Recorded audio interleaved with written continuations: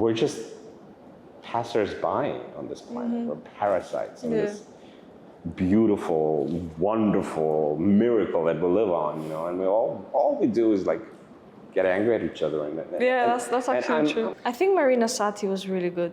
I think the song was it was like better than three the staging. tempos in one song also. Yeah. And what lacked for me in the final and semi-final. She was sick though. It doesn't matter. In the final, okay, care. Also true. I do not care. I'm sick of that excuse with singers. Okay. I'm sick.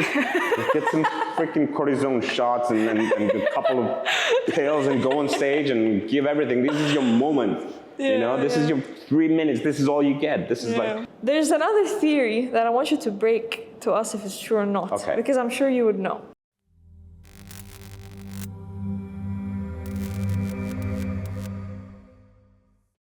I'll have to read out all the things that you are, but today we have Alex Panayi with us, who is a public figure, composer, producer, singer, actor, coach/producer, musical director of Eurovision, figure vocal expert, human rights activist, and LGBTQ. That's so many things in one. Well, I'm 54, so there you go. How do you feel about your age? I mean, you're not old. No, I mean, my body is complaining a lot lately. I've also been living with chronic pain for the past 3 years, so it's not been pleasant. But I feel like I'm 20. Yeah. But all those Still things. Still older than you. Yeah, that's the good part. That's the good part. How do you feel like living in Cyprus as a composer? Because we don't really have musical productions and stuff like that compared to like Greece, let's say. Yeah, absolutely, or anywhere else in the world. But I mean, that's why I created my own market, because I have my company together with my partner Katerina, and it's called Silver Spotlight Productions. So whatever I compose, we produce it from A to Z. I compose together with my team, we do the script and everything like that. We stage musicals for kids or for grown-ups. In Cyprus. In Cyprus, yeah. Every year we do a show. It's been a while. Coronavirus really took everything really back. And we haven't been able to do a new production since Corona. But we've revived Kurunyazmada, which was our first musical for kids back in 2012. Yeah. So 12 years ago, and Snowman, which we did with the Cyprus Symphony, and like 150 people on stage from the Nicosia Music School. It was really nice. Yeah. You were born and raised in Cyprus? I was born and raised. Right. So, and then I guess you studied in, like university-wise? In the US. Oh, okay. College of Music. And then you came back here? Then I went to the UK for a while, and then I moved to Greece. Damn. Okay. And what were you doing throughout all those years? Well, I studied music, of course, and before that, I was in the Cyprus Symphony. My dad was the founder of the first symphony orchestra, which was actually at the English school, Nicosia. Yeah.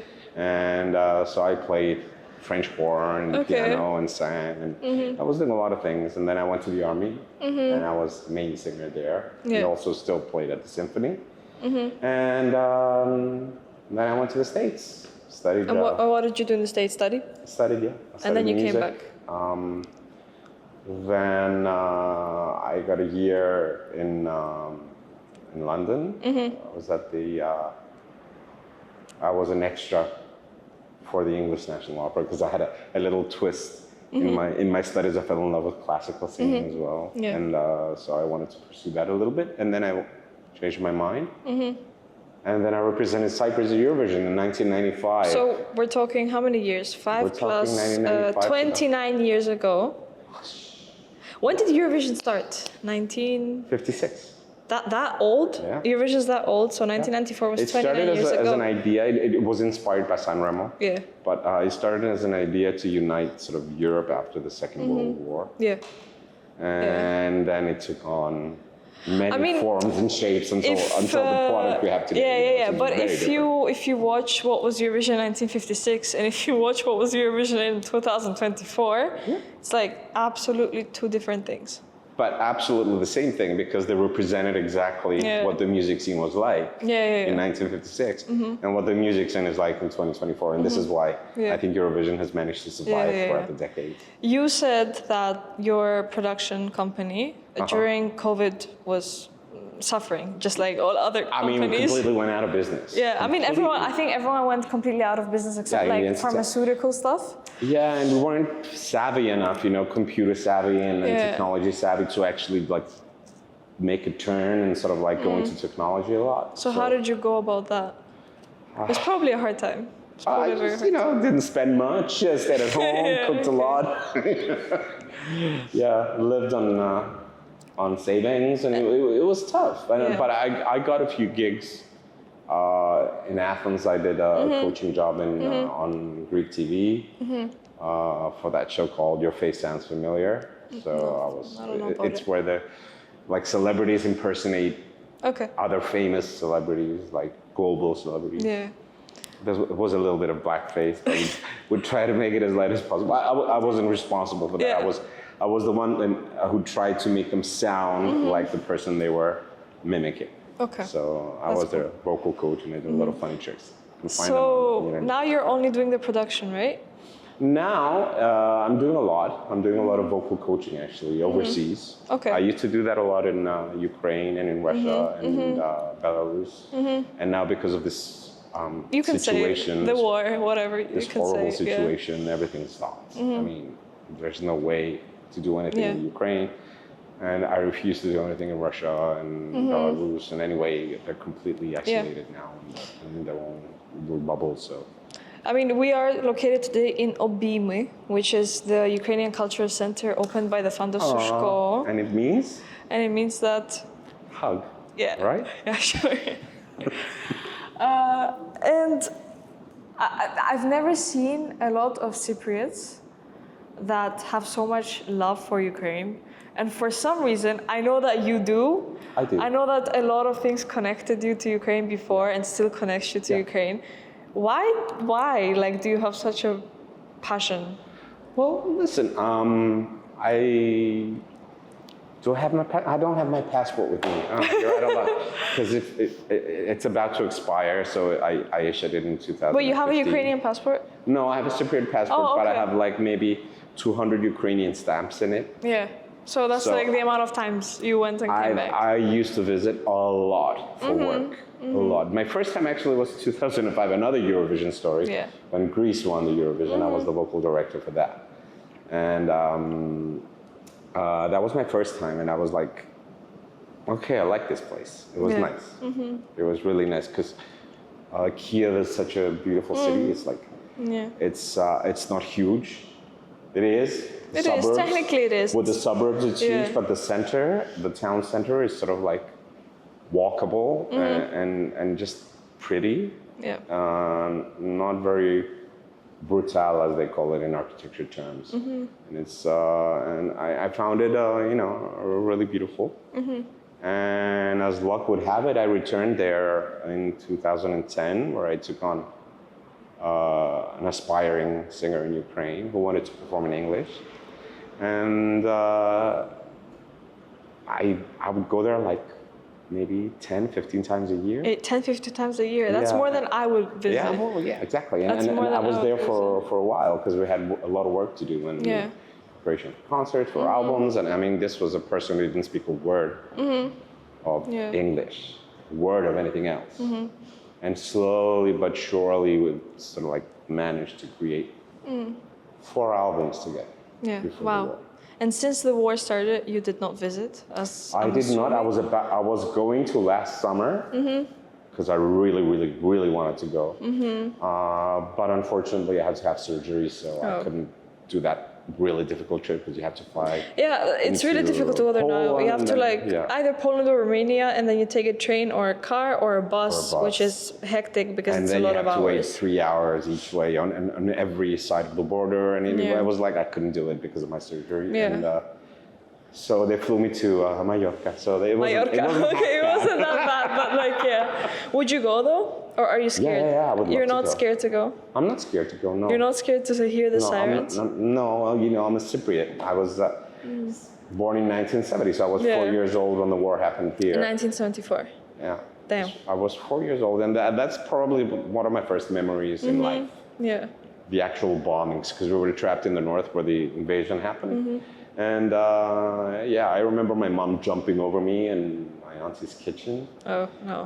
As they were bombing the house, just to push me under the table, the kitchen table, and save me. And then my dad digging sort of like holes in the ground so we could sleep at night, and you know, and then hearing shots in the dark, and my father. Where were you? Which city? It was a village called Mirtu, which is very near Kyrenia, and very near the landing. So it's occupied now, or no? It's occupied. Oh, it's occupied. Actually, my sister was visiting from France, and I took her yesterday, and we saw Oh. all the places we You went know as kids. I think Vorosha that is open for visiting, Yeah, and they're not it's been touching open. it. My dad's friend, he had a house there as well, and he actually, when they opened the borders for us to see, because apparently like they decided with I don't know with what, with MUN, maybe with not MUN, maybe with something else, that Turkey's not going to touch that place and not refurbish it, because supposedly we're that was supposed to sort have of it like back.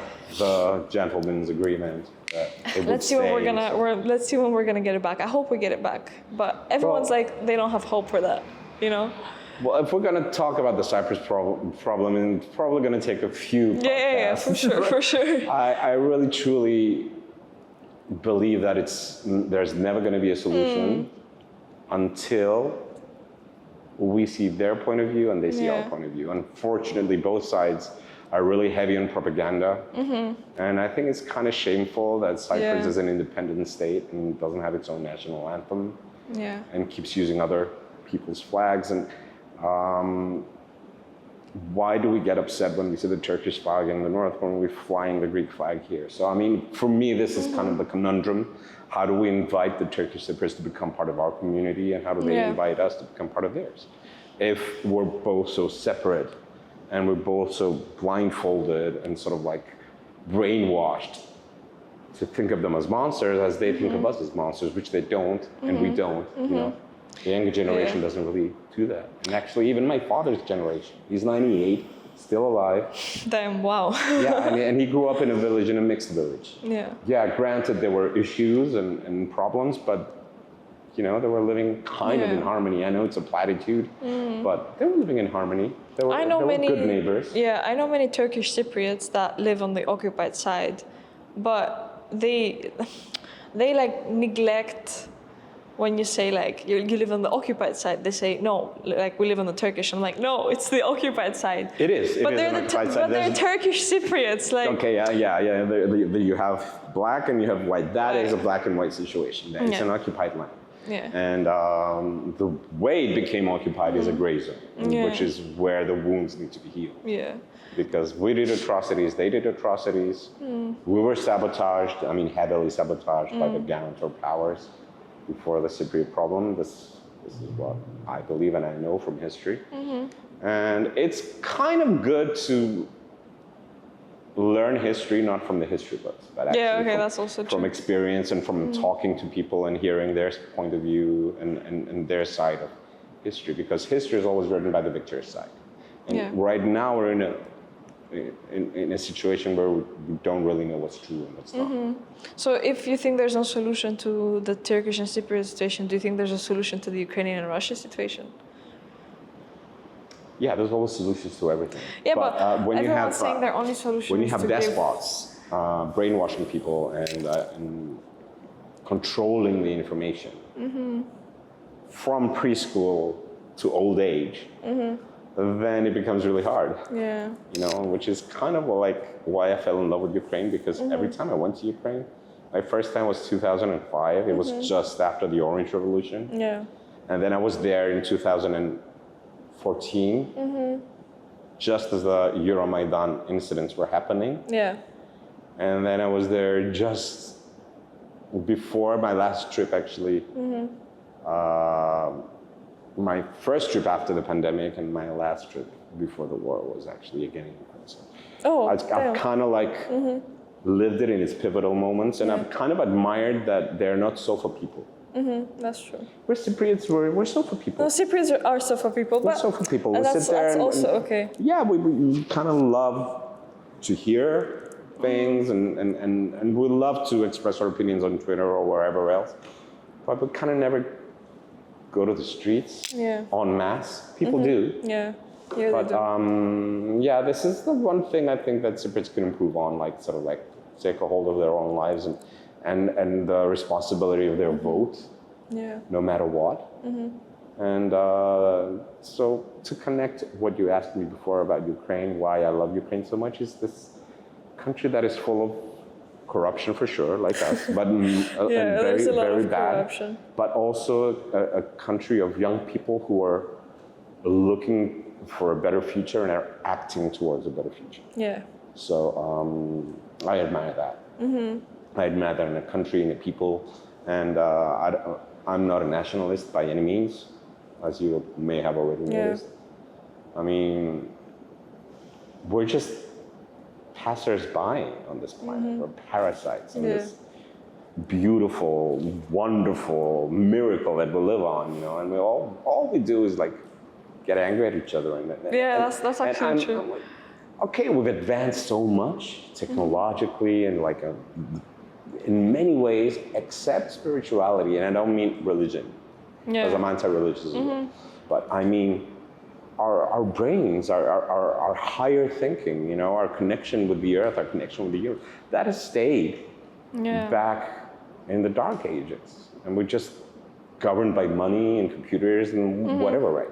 So I mean, I think this lack of harmony between our physical and our mental, spiritual side is kind of like the root of the problem for me. Yeah, that's true. I was in the US now for 3 weeks. Okay, and I was in New York, Alaska. Alaska. Your dog looks like from Alaska, by the way. I know, right? Where is she? Summer. Summer, come here. Summer. Come here. You gotta be in the shot, bitch. She's just there. She's laying. She's dead. She's been with me since 7 this morning. I mean, I took her for a walk. I fed her, and then I put her in the car, and then went to Papa's, et cetera, et cetera, et cetera. She's dead right now. Yeah, actually, she's tired. That's fine. Yeah, so we were in the US, and we were actually in New York the day of the Trump shooting. Oh, and lucky so, you. Yeah, and so my mom, what she did, she was on the Fifth Avenue, and of course, where's the shopping? Where's the shopping? Yeah, and she was asking people what do they think about the situation, whether it's fake or not, and blah blah blah. And to that question, she was also asking if they think that if Trump is elected, will he stop the war in Ukraine? Which is what he says that he will do, and which is what many people believe in. But how he will stop the war is that Russia is going to take away the parts that they occupied from us. Exactly. And then the war is going to stop for I don't know how many years, but probably for Ukraine to grow back economically, because that's what we need. Hopefully join the EU. Hopefully join the EU, and then we're going to be protected. Then Putin will take the whole of the EU. Just kidding. No, they won't. So do you really think Don't get any ideas, man. No, yeah, literally. Do you think that if Trump wins, he will actually stop the war? No. No? You don't think that's gonna happen? I don't know if it's a priority for him. Well, he says that even in the debate, he said that if I get elected, the war will be stopped in 2 days. Yeah, then that means Ukraine is left in the same situation that Cyprus is. Well, it's been like that since 2014. It has. People are going to hate me now. Hate me, I don't care. But like that's my honest opinion. Like I'm a Ukrainian and stuff, and I understand that it's not good what I'm going to say. But also I understand that if we fight more, then that means that we're going to be damaged economically more, and that means that more of our people are going to be dying, especially men. That's the thing. And then there will be no country left. That's the thing with war. You won't be able to stand on your feet. I understand what you're saying. What about like Mariupol? Like we won't be able to. We don't have the money to build it all back, even if we get it back. We just don't have the money. There's no city. This is the business of war, Anastasia. How can you be so naive? It's a business of war. Huge companies are going to come in. Ukraine is going to go under even bigger debts, and they're going to rebuild the whole thing and own the whole country. I mean, what's going to happen? That's what's going to happen. Yeah. That's what happens after a war. I hope it stops. Foreign interests go in, and then they make the money. They've already made billions and billions in weapons. It's business. Yeah. Which is what I'm saying again. Mentally, we're just completely back in the dark ages. we are. I mean, what the hell are we doing? No, because we want to believe in the better, but we can't believe in the better because there's so much toxicity around as We well. want to believe in the better, but we gotta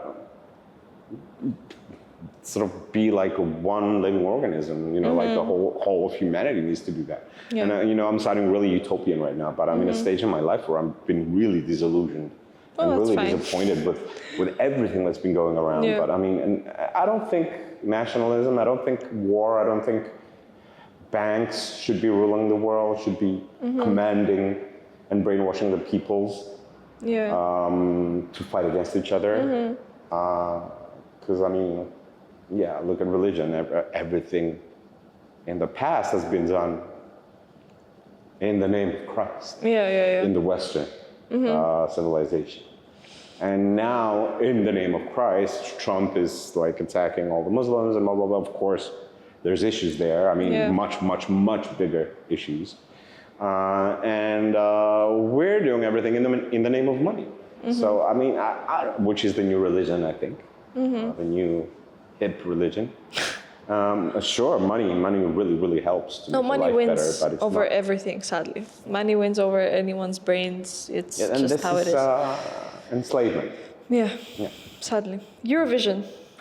How Talking different. about money. Yeah. Well, okay, there's a lot of conspiracy theories. Okay, let's hear 'em. And I think conspiracy recently, okay, I was watching the Broadcast Show, which is a brand new podcast in Limassol. Okay.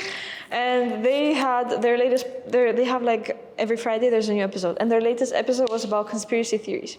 Okay. And they were talking about Egypt and the pyramids and how the theory is that the people would like, I don't know, put them up on their shoulders, the stones, and take them up, which is impossible because they are so straight. Like I went to Cairo, everything's so straight. Like I don't know how they did that, but anyway. It's the alien stuff. Yeah, that. And so many people have a theory that, I think it's more understandable now that Eurovision is more politic game rather than It's both. an actual contest. Because what happened this year? This year, Switzerland won. No, it's. I'm not saying like who won. No, I'm saying what happened. It's always because the best song that wins. Always. If you look at it, the most accepted song wins. France had to win this year. The guy France had so was much very potential. good. It almost won, but it didn't because Switzerland got all the jury votes. Because Switzerland had everything. Did you like the song? Yeah, I love the song. I The didn't minute really heard like it. the song.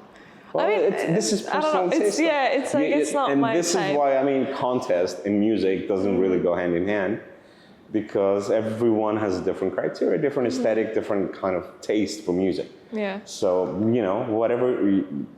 I have people like my godson who's like 13, freaking hated the French song. Like, oh my God, it was so boring. And he loved, he loved Croatia and he loved all these upbeat songs. It really depends because it's universal and everyone has their 2 cents to say about everything. Yeah. And this is what kind of makes it colorful and nice. I think Marina Sati was really good. I think the song was It was like better than three the staging. tempos in one song also. Yeah. And what lacked for me in the final and the semifinal. She was sick though. It doesn't matter. In the final, I don't okay, care. also true. I do not care. But I'm sick of that excuse with singers. Okay. I'm sick. Get some freaking cortisone shots and a couple of pills and go on stage and give everything. This is your moment. This is your 3 minutes. This is all you get. This is like, for artists, especially from Greece or from Cyprus or smaller nations, and it's like, this is the only opportunity you're going to get on a global stage. It's like, no complaints. For me, where it failed was its staging. Because as you said, it was sort of like a fragmented song. But the staging didn't help. The staging was also a little bit fragmented and it just got a little bit too confusing. The performance was vocally weak because there was nothing for her to sing. Yeah. I mean, basically, she has an amazing voice. She does, I mean, have you heard I've heard her. Moana? Have you heard her do like the Disney stuff? That's where we met because I do a lot of the Disney as well. Oh, so you know her? Yeah. Personally? Yeah, personally. Okay. And she's got a huge voice, and I mean, she can do anything she wants with it, and she's a great coming to a ear, concert. and she's a great musician. She's coming to a concert soon, no? Probably. In She was already here. No, I think she has a concert in Ayanaba somewhere in middle of August. somewhere there. I think I'm gonna go. She's been touring around. She's been touring around, yeah. I've been following her and stuff. Yeah. She's been on tour all the time. So yeah, this is a good moment for her, and she's seizing it. Yeah. And she had already, I mean, talking about the specific artist, Anastasia, she already had like a ethnic following, like Europe-wide. And now she's kind of like breaking through a sort of like a ethnic mainstream kind of artist, which is really good for her. And for artists, like for smaller artists. What I liked about her is that she was really true to herself and to what she does, her kind of music.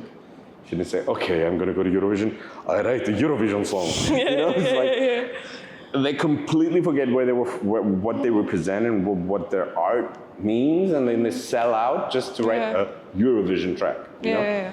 Which doesn't even really exist. There's no such thing as a Eurovision song, you know? It's a song. But they basically just go with it. Yeah, so. But what's the point? Okay, you need to sing your truth, or compose your truth, or the visual artist needs to breathe their truth and make it come to life on the screen, which is really difficult because the screen is a piece of glass. Yeah. And you're just sitting there on your couch and judging everything. I'm not you, but all of us. Yeah. And the artist is like giving their soul and their all, their everything on that stage. And you need to translate that into the viewer's subconscious so they pick up the phone and vote, or the juries give them votes, which is the bad thing about Eurovision is the voting, but it's the most exciting thing to me. Well, and I mean, it wouldn't be popular, it wouldn't exist if there wasn't the voting. Unfortunately. But do people buy votes? They have in the past. They say that countries buy votes, more votes than they're allowed to. Well, it's not that they're buying votes like as a country, but which is also corruption. We're talking about corruption. It's corrupt. Basically, they're trying to break it. I mean, EBU is really trying to step down on this and make it stop. But there is always corruption, and this is why the juries are very closely monitored by an independent outside source. So that there's no talking between them. They don't try but you don't know what happens outside. And then, it's 5 people constitute the whole points of a whole country. There's a lot of things that we don't know. It's difficult. In the old days, where it was only a jury, there used to be like 25 people in the jury. And it would be from soldiers to housewives to young professionals to CEOs to musicians to producers to reporters. It was everything. I think if we go back to that kind of a larger jury, then I think this corruption thing wouldn't be as bad. And also the televote is I never general corruption. I always send SMS. Or SMS televote. It's called televoting. Does it even count? It does count. It does? It's 50%. Okay, that's good. And that's what you get. That's why it's a really exciting show now, because they give you the jury votes and then you get the televote. And then, So the public vote. The public vote goes by geopolitical standards. I mean, the Greeks why the fuck are the Greeks not giving us Cyprus? It's a Greek artist usually. But it used and the Cypriots are going to vote for the Greeks because usually it's a Cypriot artist, so it's an artist they love and they know. But this year, the past 2 years, something's been going weird. Which is good. I like the fact that we're no longer the laughing stock. But to add to that, I mean, come on. It's just Cyprus and Greece. There's just 2 of us. Let's go to the post-Soviet bloc, shall we, before Russia and Ukraine, before Russia and Belarus left. They were all a big gang, right? How many countries are there in there? I don't know. There was Russia, there was Belarus, Ukraine, Armenia, Azerbaijan, which they're not in Europe. Georgia, and a couple more that belong to the post-Soviet republics. Then you have Yugoslavia, right, which is now 7 whole other countries. So if they vote for each other, which they do, nobody notices because it's 7 of them. And then you have Scandinavia and the Baltics, which is a whole other clique. And now 12 points to our neighbors, Sweden. I mean, come on. and it happens a lot. And 12 points to our neighbors, Norway. 12 points to our neighbors. And they vote for each other because they're culturally, I mean, it's not culturally they're very close, and they are neighbors, and they do get along. Yeah. And that's why you get a lot of that. In Cyprus, it's also a political thing. It's just what I told you before. Yeah. Also, the fact that we don't even have our own national anthem. We're borrowing the Greek national anthem. So we're identifying a lot with the Greeks. So, and we are Greek in heritage. Yeah. But it's kind of too obvious because there's just two of us. That's why I said it's kind of like, okay, let's tone it down a little bit, you know, because we're a big joke to everyone. Back in 2018 when Foureira went, and I think we were like top 2, right? We got second place. There's another theory that I want you to break to us if it's true or not, because I'm sure you would know. Right. There's a theory, someone said, or maybe that actually happened, that Foureira won, but when the jury found that out and they called Cyprus said give it to Israel because we don't have money or space to do it. You heard that in the conspiracy theory podcast? No, I heard that. No. I heard that from many people in Cyprus. Okay, I was there, okay? First of all, I was there. You I had were? 3 other countries that year, but not Cyprus. We were talking and they did really well. And then I know that the EBU came to the Cypriot delegation because was very possible that she could win, and asked them, "Are you able to host the Eurovision?" They did. Okay. And they said, "Absolutely yes, absolutely yes." And they were in talks with the EBU because usually, you know, they already know the jury votes from before. Because the jury votes the day before, so they know kind of like how the cookie crumbles, so to speak. And they talk with various organizers to make sure that it's going to be okay if a country wins, or if they need to bring in some bigger guns. And like in the case of Ukraine, where it was hosted in Liverpool. But I don't think they would ever snatch a victory from a country. I mean, we couldn't host it. We couldn't host it. We could have. They were going to do it in Limassol. They were gonna. No, wait. No, I mean, I'm not talking about Cyprus. I'm talking about Ukraine. Yes, are you kidding me? It, like, for security reasons. But we could have done it not. in the Alpha Mega Stadium. Oh wait, Alpha Mega Stadium didn't exist back then. No. No, so it would be Syria. It would have been in Spiros Kyprianou or something. I don't know. Okay, I don't know that. I don't know. It's the big indoor stadium in Limassol where Kirkorov had his concert. Oh, I didn't go to that. I don't go to those things.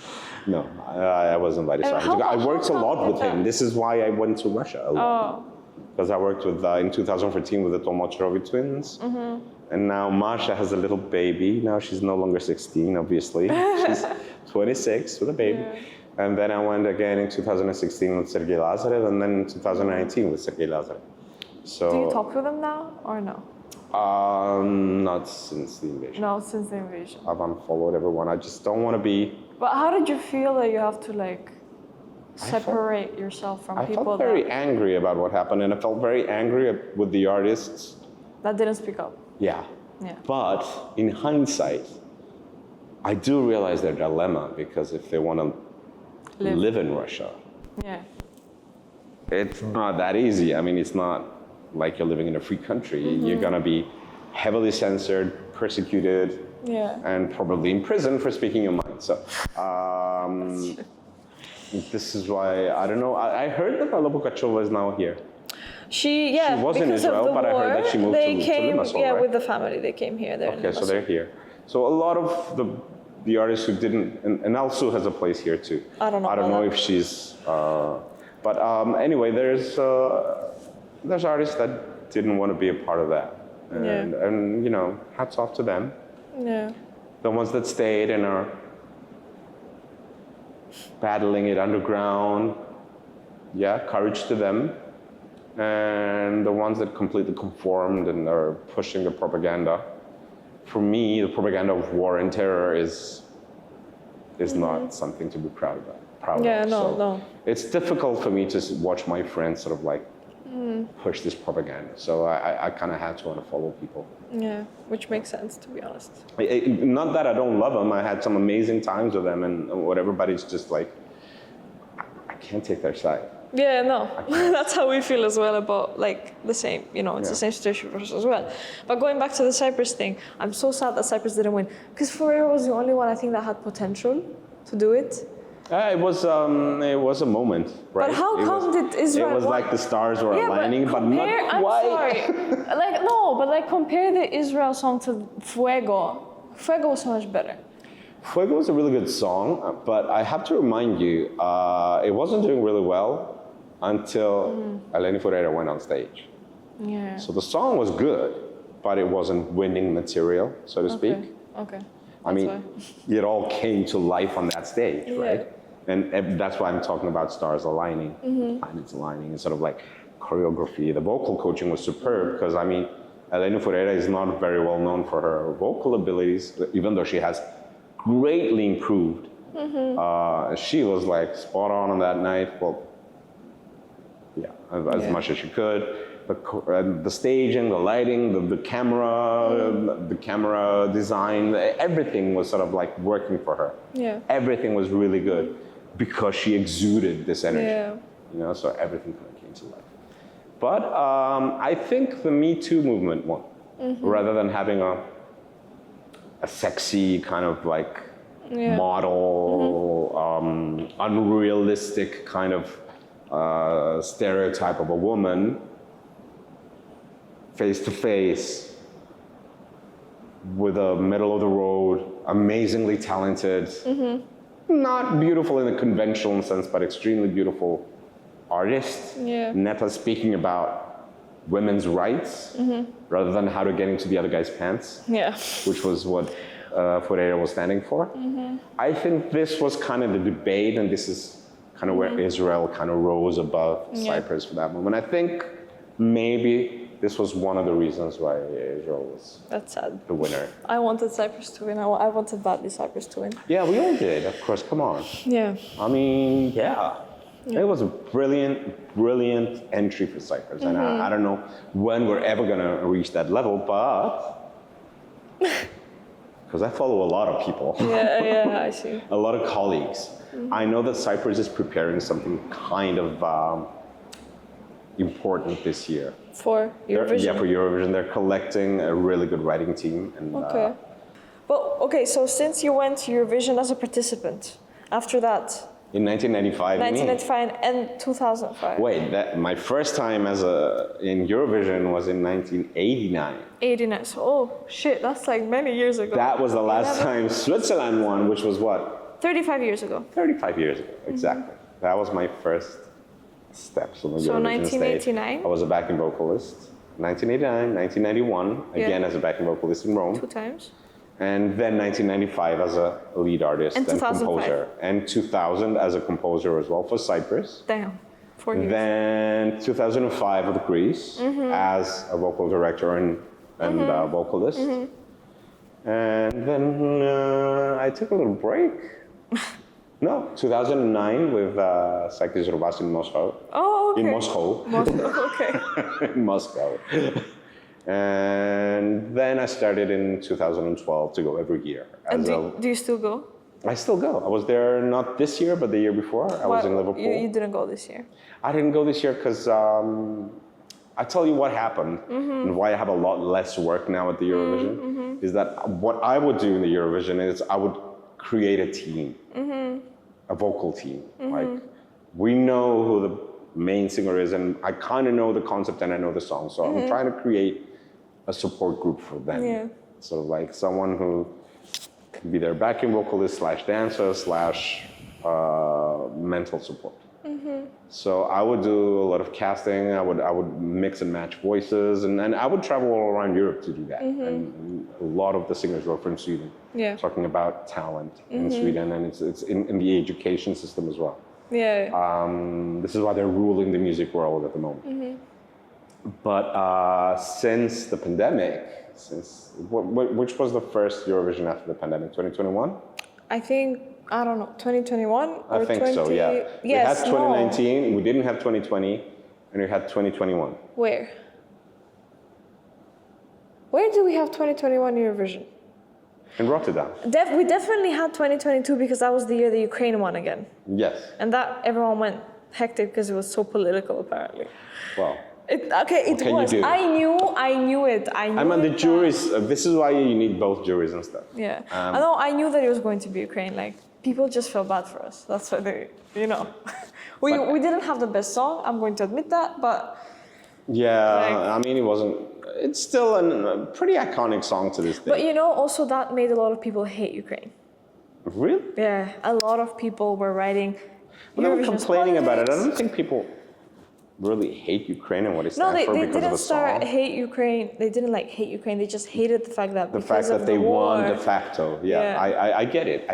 Yeah. But what were we talking about? Pandemic. 2021 pandemic. Yeah, 2021 was the year where there was no Eurovision. Mm-hmm. So 2020.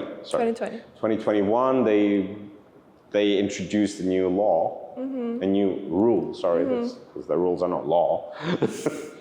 That only the main singer needs to be live. Oh. So we got rid of the team. Okay. They got rid of the vocal talent that would accompany and encompass an artist. And it became more of a dance show. And you can record like hundreds and hundreds of voices behind you and smother your own voice in other vocals. The only vocalist that is required to be with the main artist is the one that doubles their voice, because a lot of artists have someone doubling them. Yeah. And then they do, usually the artists that have dance songs that need to breathe a lot, need to jump around, which is what I did with Cyclist in 2009. Actually, I was doubling him because there was a lot of jumping and panting and whatever, so they need someone there to hold the melody. So, a lot of the work is sort of slowed down for Eurovision. But I've become so much more than an actual vocal director. I'm usually, when I work with an artist, I'm more of a mentor. Like psychologically? Because I've lived this contest from 89 to 2024, or it's going to be 25 next year. 25 coming in, So I know the contest inside out. I know what is expected of the artist. I know how difficult it can be to sum up your whole artistic being in 3 minutes, and how prepared you need to be for that, and how you need to engage the audience and create. And never forget that it's a TV show, and that you're under a microscope. So there's a lot of training that goes into it. I mean, I remember cases where I worked in Eurovision that was like, actually, one of those cases was Azerbaijan in 2013. I didn't speak a word of English. The vocals were questionable and completely transformed. He was a runner-up, close runner-up. He almost won for Azerbaijan. So, what I do is not just sort of like gather the team, teach them what to say, and throw them on the stage. It's about the preparation of the whole thing. It's it's the emotional and the mental side of it, because you can easily freak out when you're there. I mean, it's really a special kind of event. I mean, and you should be able to enjoy it as much as you can, and not be overwhelmed by stress, and not be overwhelmed by negative thoughts. And always think of it as sort of like an opportunity to shine. And not a lot of people have that. A lot of people go there and they're like, now what? And like the kids I had last year from Azerbaijan. There were 2 twins, 21-year-old, never been out of the country, from a village called Zakatala. It's not a village, it's sort of like a small town on the border with Georgia. And it's in the countryside, though. They're in the hills and the valleys and the mountains and the snow and the rivers and the sheep. And it's just an amazing place. But they were just moved to the capital. They were basking in the street, and then they decided as a joke to send a song, and then their song was chosen. So these kids needed a lot of emotional support, and we still have this extremely close bond with them. Because, I mean, how do you go from that to the Eurovision stage, and how do you prepare for that? I mean, sure, everyone has their expertise, but I kind of have like a holistic view to the whole contest as an artist and for an artist. And this is basically what I do at Eurovision nowadays. Plus, sometimes I compose, I write some lyrics, and So what's the hardest part of this job? Which job? That specific producing job. For Eurovision. Yeah, I mean, taking care of the one hardest person part is that you one can't thing. do anything about it once they are on stage singing. Yeah. And you're like, that note, no. Yeah, got it. It's like this. You're behind the scenes going like that all the time, listening to it on your headphones, and making sure that everything's okay. But that's the hardest part. Once they're on stage, nothing you can do. Do you think you're gonna proceed with that in life? I love it. It's part of my life. It's part of my legacy. I mean, come on. It's been 35 years, so I'm like, I love it. I'd love to keep doing it because I know I can give a lot. I know I can give a lot. I don't think anyone has this much experience in, I'm going to say Eurovision, I'm not going to say in the music industry. Yeah. This is very unique. Who's lived Eurovision through so many facets and eras, and with so many different aspects, like as a composer, as a vocalist, as a backing vocalist, as a vocal director, as an artistic director. I've done it all. At some point or another, I've done it all. Yeah. I've even composed and produced for Eurovision Junior for Cyprus. So I've done it all in Eurovision, and I know it, and I love it, and it's been my work. It's been my bread and butter as well every year. So, losing that a little bit has had its downside, especially since it came after the pandemic, where everything was really difficult. And, I'm not ashamed to say I was, and still am, but back then, I was in a major depression. Yeah.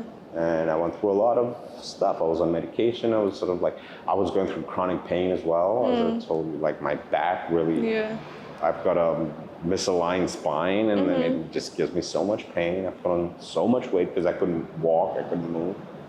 I was traveling in wheelchair. It was tough, and sort of like losing that little bit of oomph that I had every year to go to Eurovision and sort of like give it my all and live. Because when you live in Cyprus, you do productions and stuff like that. I travel also worldwide. You do smaller projects, but this is like a huge event.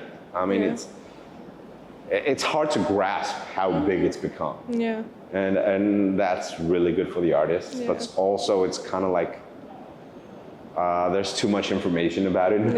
No, I agree. You just sometimes the artist get lost in the equation. Yeah. But I think it's very special. It's a very special event, and it's been evolving pretty well. Like we started, it's the same as it was in 1956, same 2024. It reflects what the trends are. Yeah. And if he had stayed in that same format as in 1956, or in 1976, or in 1986, or in 1996, or in 2006, it wouldn't have survived. Yeah, no, that's true. It evolves, it changes, it adapts, new trends, new musical styles, and basically, though, it's still the same. Yeah. It's the most captivating performers with good, solid songs behind them that always do well. Yeah. I mean, where do you see the future of your production company? My production company? Yeah. I don't know, but it's not going to be only in Cyprus. Okay, that's great. Yeah, we're starting to translate some of our works, and because most of them are musical theater works. Yeah. And this is what I excel in composing right now. And we need to adapt a lot of the material, but we've started now with one of our shows. And hopefully we're going to, I don't know, showcase it or take it to a festival overseas and see what we can do with that. Because we have about 10 musicals. That's a lot. That's a lot. Yeah, 10 musicals that have been played and tested, and we know there are strengths and there are weaknesses. So we can edit them, remold them, adapt them, and create them again. Damn, so, wow, that's great. Yeah, and I've just created a new musical as well. About the pandemic. It's actually a story of my friend Christina Georgiou, who's a very good filmmaker as well. She wrote the idea and the libretto, and it's about a vampire in the pandemic who's unable to hunt. So it's a pretty funny comedy for grown-ups. And I want to finish that and actually finally produce it, because it's been in the making since the pandemic, but we haven't been able to find the proper funding and sort of like the proper channels to, or people were unavailable, and I only want the best of the best. So that's happening. I'm hoping to create a new original musical / opera of The Little Prince. Oh, which I want to do also with the Cyprus Symphony Orchestra. We already started our talks together.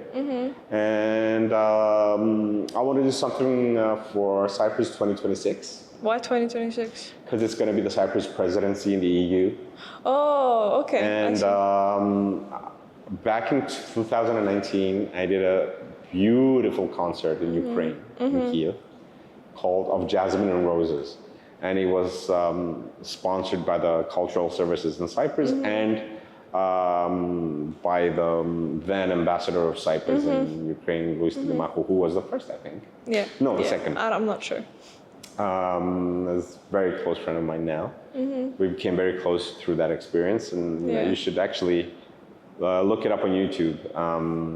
It's a beautiful concert that praises Cypriot music in a symphonic way, and then it incorporates traditional music with modern composers and atonal with tonal, and it's just a very diverse but very well curated kind of. I want to do that. I want to take that and bring it to Cyprus 2026. Damn! Wow, that's big. So, and maybe I do that project again with a symphony and travel around Europe. That's great. These are projects that are in my head and that are sort of like becoming realized as you speak, because you can never plan ahead long. Yeah, you never know what will happen tomorrow or after tomorrow. Or exactly. Yeah. Thanks a lot for coming. It's been my pleasure. I hope whatever you said is obviously going to happen, because you're a very like straightforward person and you have goals and stuff and you achieve them. Well, I do try to achieve them. It's been difficult, I tell you, it's been difficult. Not everything is easy. Yeah. When you get disheartened, when you get depressed, you get disheartened, you get disappointed, you get long periods of time where you don't want to get out of bed. So mental health is everything. And I'm on the mend right now. I'm in a good place. That's good. And I want to keep getting better and better so I can get my full energy back and like really make things happen. Wow. I wish you luck. I'll need it. Very big luck. Thanks for coming. It was a great talk. Thank you. We found out a lot of insights about Eurovision. Yeah. Thanks for coming. Thank you. It's been a pleasure. This was great. Thanks.